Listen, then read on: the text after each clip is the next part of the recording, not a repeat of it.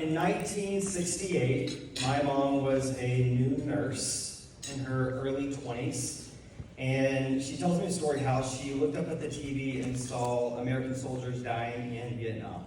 And she said to herself, I need to go there and I need to help. So she immediately enlisted in the Army to become a field nurse somewhere in the jungles of Vietnam. And for the next year, she helped comfort and care for soldiers, sometimes having the sad responsibility of writing letters home, goodbye letters home to moms or girlfriends or wives. She comes home from what they call she comes home to the world, is what they call it, and she eventually met my dad, who had entered the healthcare profession as well. In college, he had a friend who had been abused.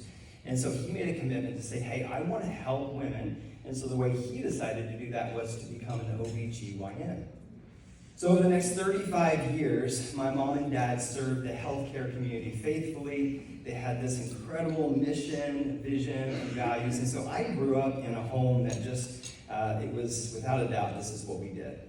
I didn't become a doctor. I was able to carry on their vision and their legacy in a different way. And so I think, let's see, I don't have a clicker here. I have to pick that up. There we go.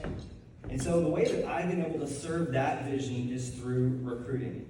I've been with Titus about 10 years, and we have a very different model of recruiting. I've talked to some of you out there today, or in the last few days, and we fill about 1,300 or 1,400 roles a year, helping healthcare systems make amazing attraction, hiring, engagement, and development decisions.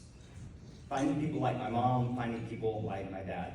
But there's a big problem, is that we've talked about this. We've talked about how burnout is on the rise. And not only that, but in healthcare alone, this is not a surprising statistic. There's 3.5 times the demand for workers in this industry than any other industry right now. So you've got these competing factors. And how do you find the people that are mission, vision, value aligned? How do you find the people that can stand the test of time, right? So that burnout doesn't continue to rise. And that's where I'm really excited to be able to be on Titus' team over the last 10 years.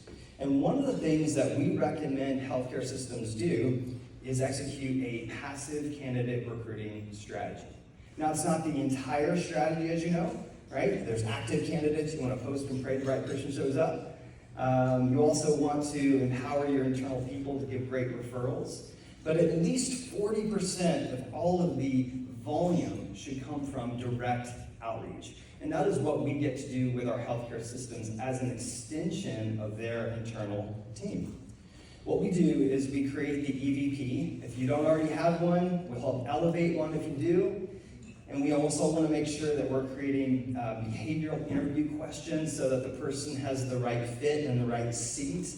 And we also want to make sure that the person's interested, affordable, and qualified. So what we're doing is driving a massive amount of energy towards passive candidates, full life cycle as an extension of your team. And our tech stack is extremely deep. And I like to say that if someone has a digital profile, our team will find them. So this is just one of the overall many strategies that we love to execute for you.